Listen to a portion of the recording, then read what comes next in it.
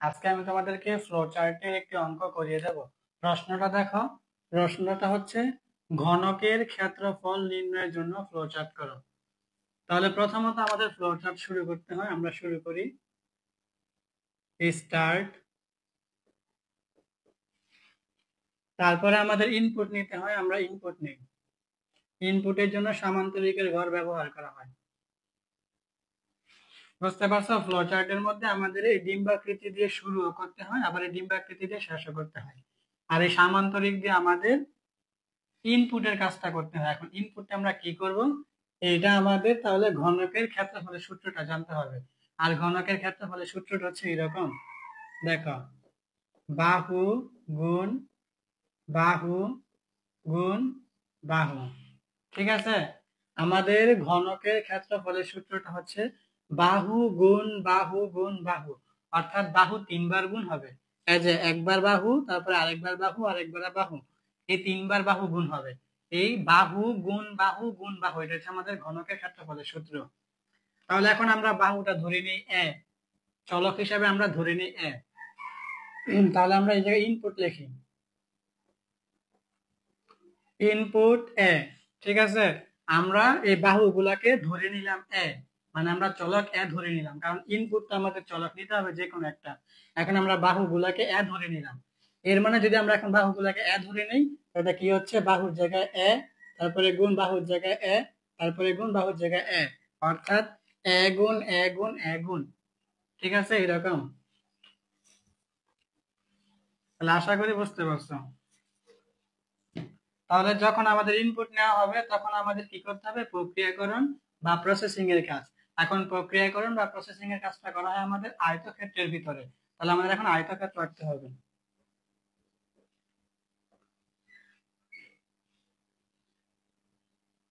এখন আয়তক্ষেত্র, এখন আয়তক্ষেত্রের ভিতরে আমরা প্রক্রিয়াকরণ বা প্রসেসিং করব কিসের? আমাদের কি চাইছে? যে ঘনকের ক্ষেত্রফল বের করো। তাহলে ঘনকের ক্ষেত্রফলের সূত্রটা লিখতে হবে এই জায়গায়। তাহলে ক্ষেত্রফলের ইংরেজি হচ্ছে এরিয়া, এ আর ই, এরিয়া। এখন এরিয়া আমাদের সূত্রটা কি ছিল? বাহু গুণ বাহু গুণ বাহু। আমরা বাহুটাকে কি ধরছিলাম? এ। তাহলে এ স্টার এ স্টার এ। এই যে আমাদের তিনটা বাহু গুণ হয়েছিল, যে তিনটা এ গুণ হবে, কারণ আমরা বাহুকে এ ধরে নিছি। আর সি প্রোগ্রামের মধ্যে কিন্তু আমাদের গুণ চিহ্নটা নেই, গুণের পরিবর্তে আমাদের এই স্টার ব্যবহার করতে হয়। তাহলে এখন আমরা এরিয়া সমান এ স্টার এ স্টার এ, এই প্রক্রিয়াকরণ বা প্রসেসিং এর কাজটা করব। এই প্রক্রিয়াকরণ বা প্রসেসিং এর কাজটা হওয়ার পরে আমাদের আউটপুট বের হবে। আর আউটপুটের জন্য আমাদের সামান্তরিকের ঘরটা ব্যবহার করা হয়। এখন আমাদের আউটপুটটা কি বের হবে? ওই প্রশ্নটা চাইছে, ওইটা প্রশ্ন চাইছে কি ঘনকের ক্ষেত্রফল বের করো, ওই ক্ষেত্রফলটা আমাদের আউটপুট বের হবে। বুঝতে পারছো? এখন এই যে প্রক্রিয়াকরণের মধ্যে যে যে এ স্টার এই কাজগুলো হবে, এই কাজগুলো হয়ে কিন্তু আমাদের এরিয়াটা বের হবে। তাহলে আমাদের আউটপুট হবে এরিয়া, আউটপুট এরিয়া। যখন আমাদের আউটপুট বের হবে তখন আমাদের কাজ শেষ। কাজ শেষ হলে এই ডিম্বাকৃতির চিহ্ন দিয়ে আমাদের লিখতে হবে ইন্ট। মনে রাখবা আমাদের ফ্লোচার্টের মধ্যে ডিম্বাকৃতি দিয়ে শুরু করতে হয়, আবার শেষও করতে হয়। আর এই সামান্তরিক দিয়ে ইনপুট নিতে হয়, আবার আউটপুট নিতে হয়। আবার এই আয়তক্ষেত্র দিয়ে আমাদের কি করতে হয়? প্রক্রিয়াকরণ বা প্রসেসিং এর কাজ করতে হয়।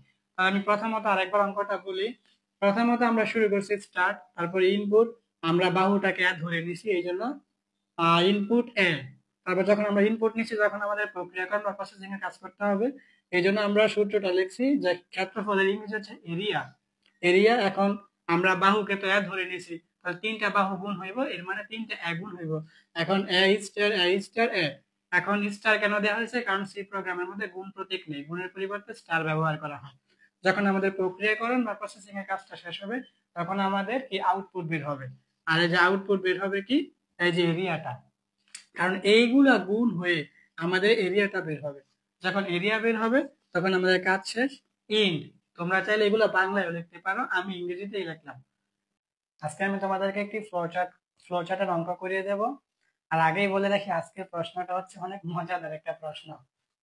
দেখো, প্রশ্নটা হচ্ছে বিয়ের বয়স হয়েছে কিনা তা জানার জন্য ফ্লোচার্ট করো। বিয়ের বয়স হয়েছে কিনা তা জানার জন্য ফ্লোচার্ট। তাহলে দেখো প্রথমত ফ্লোচার্ট শুরু করতে হয়, এই ডিম্বাকৃতির চিহ্ন দিয়ে আমরা লিখলাম শুরু। এখন এই ফ্লোচার্ট বাংলায়ও লেখা যায়, ইংরেজিতেও লেখা যায়। আমি আজকে বাংলায় লিখলাম, ঠিক আছে? তাহলে আগেই বলছি আজকের প্রশ্নটা অনেক মজাদার হবে। তাহলে প্রথমত শুরু করলাম, শুরুর পরে আমাদের ইনপুট নিতে হবে। ইনপুটের জন্য আমাদের সামান্তরিক ব্যবহার করতে হয়, এই সামান্তরিক। এখন আমাদের প্রশ্নটা হচ্ছে যে বি এর বয়স হয়েছে কিনা। তাহলে বয়স, তাহলে এখন এই বয়সটা আমাদের ইনপুট দিতে হবে। তাহলে লিখতে হবে যে বয়সের মান ইনপুট নেই, বয়সের মান ইনপুট নেই। আমি বলে রাখি আমাদের ফ্লোচার্টের মধ্যে ডিম্বাকৃতি দিয়ে শুরু হয় আবার শেষ হয়, আর এই সামান্তরিক দিয়ে ইনপুট হয় আবার আউটপুট হয়, ঠিক আছে? তারপরে আমরা কোনো কিছু সিদ্ধান্ত নিলে আমাদের রম্বস ব্যবহার করা হয়, রম্বসের চিহ্ন, এই যে রম্বস এরকম। আর আমরা যদি কোনো কিছু সংযোগ করি তাহলে আমাদের এই বৃত্ত ব্যবহার করা হয়।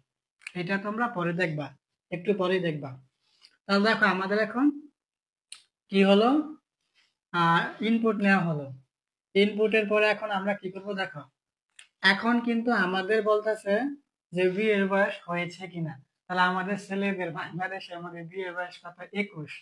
তাহলে এখন আমরা শর্তটা এইভাবে বলতে পারি না যে আমার বয়সটা যদি 21 বা 21-এর বেশি হয় তাহলে বিয়ের বয়স হয়েছে, আর যদি 21ও না বা 21-এর বেশিও না, 21-এর কম, তাহলে হয় নাই। তাহলে যখন দেখবা তোমরা এরকম প্রশ্নের মধ্যে হয়েছে বা হয় না এরকম তুলনা বুঝাবে, তখন অবশ্যই সিদ্ধান্ত নিতে হবে। আর সিদ্ধান্তের জন্য আমাদের ফ্লোচার্টের মধ্যে রম্বস ব্যবহার করা হয়, রম্বসের প্রতীকটা, ঠিক আছে? তাহলে এই জায়গায় আমাদের এখন রম্বস আঁকতে হবে।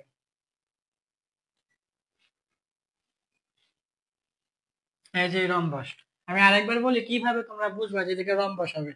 এই জায়গায় প্রশ্নটা কিন্তু এরকম বোঝাচ্ছে যে আমাদের বয়সটা যদি 21 হয় বা 21-এর বেশি হয় তাহলে বিয়ের বয়স হয়েছে, আর যদি 21ও না 21-এর বেশিও না তাহলে 21-এর কম, তাহলে বিয়ের বয়স হয় নাই। তাহলে এরকম যখন শর্ত বোঝাবে বা তুলনা বোঝাবে তখন আমাদের অবশ্যই সিদ্ধান্ত নিতে হবে ফ্লোচার্টের ক্ষেত্রে।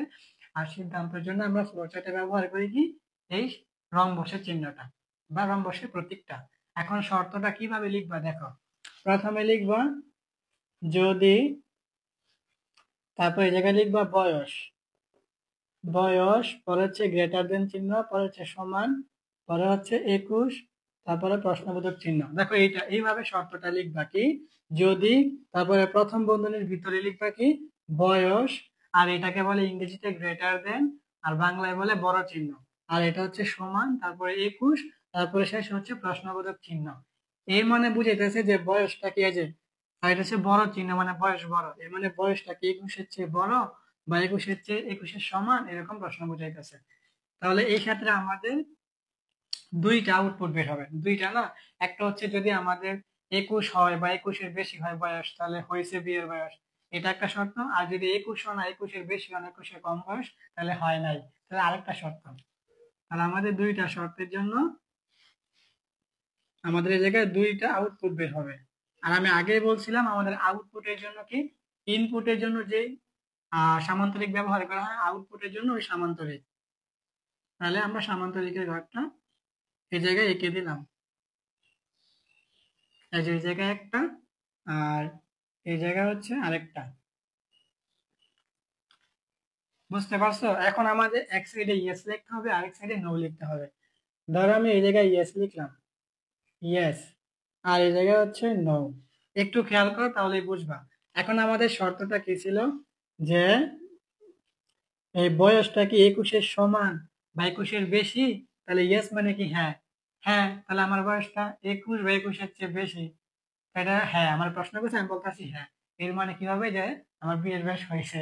এটা লিখতে হবে যে সাপাই বিয়ের বয়স হয়েছে, সাপাই বিয়ের বয়স, সাপাই বিয়ের বয়স হয়েছে। আর এখন এই জায়গায় কি লিখছি, নো। এখন আবার দেখো প্রশ্নটা, আমি আবার সত্যটা বলতেছি যে বয়সটা কি আমার 21-এর সমান বা 21-এর চেয়ে বেশি, তাই আমি বলতেছি নো মানে না। তাহলে আমার বয়স 21-ও না বা 21-এর বেশিও না, তাহলে এই ক্ষেত্রে কি আমার বয়সটা 21-এর কম, আর 21-এর কম হলে তো হয় নাই বিয়ের বয়স। এটা লিখতে হবে সাপাই সাপাই বিয়ের বয়স হয়নি। ঠিক আছে, সাপাই বিয়ের বয়স হয়নি। তাহলে আমাদের এই যে আউটপুট বের হয়েছে, একটা আউটপুট বের হয়েছে, আরেকটা একটা হয়েছে আমাদের বিয়ের বয়স হয়েছে এই জন্য একটা আউটপুট, আরেকটা হচ্ছে আমাদের বিয়ের বয়স হয় না এই জন্য আরেকটা আউটপুট। তারপরে এখন আমাদের আউটপুট বের হয়েছে, এখন আমাদের সংযোগ করতে হবে। আমি কিন্তু ভিডিওর প্রথমে দেখাইছি যে আমাদের সিদ্ধান্ত নিতে হলে রম্বস আর সংযোগ করতে হলে বৃত্ত।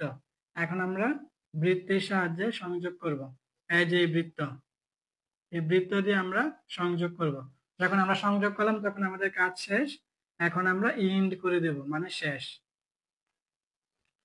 তাহলে আমি প্রথমেই বলছিলাম এই ডিম্বাকৃতি দিয়ে শুরু হয়, এই ডিম্বাকৃতি দিয়ে শেষ হয়। আর এই সামান্তরিক দিয়ে ইনপুট হয়, আবার এই সামান্তরিক দিয়ে আউটপুট হয়।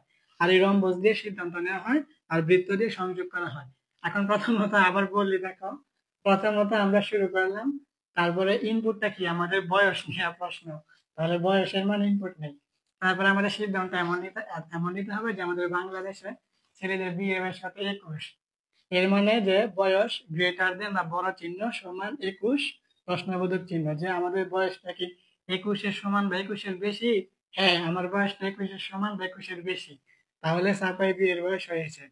আর এটা ধরো নো, যে তোমার বয়সটা কি 21-এর সমান বা 21-এর বেশি, তাহলে এসে নো মানে না, মানে তোমার বয়সটা 21-এর সমান না 21-এর বেশিও না, তাহলে সাপাই বিয়ের বয়স হয়নি। মানে তারপরে দেখো, তারপরে আমাদের আউটপুট বের হয়ে গেল দুইটা, এখন আমাদের সংযোগ করতে হবে। এই জন্য সংযোগ করলাম, এই জায়গায় প্রবাহের, এটাকে বলে প্রবাহের প্রতীক, এই প্রবাহের প্রতীক।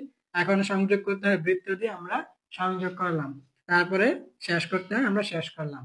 ঠিক আছে, এটা কিন্তু পরীক্ষায় আসবে না, কিন্তু তোমরা নিয়মটা মনে রাখো। নিয়ম যেমন পাস নাকি ফেল, এটা জানার জন্য কি করো, ফ্লো চার্ট করো। যদি ওইটা হইতো তাহলে আমরা কি লিখতাম, শুরু, আর এটা কি হইতো যে নাম্বারের মান ইনপুট নেই, আর এই জায়গায় লিখতাম যে এই বয়স, নালে বয়সটার পরিবর্তে আমরা লিখতাম কি এই জায়গায় নাম্বার, আর এই জায়গায় লিখতাম আমরা নাম্বার কি পরীক্ষা নাম্বার কত 33, যে 33 লিখতাম।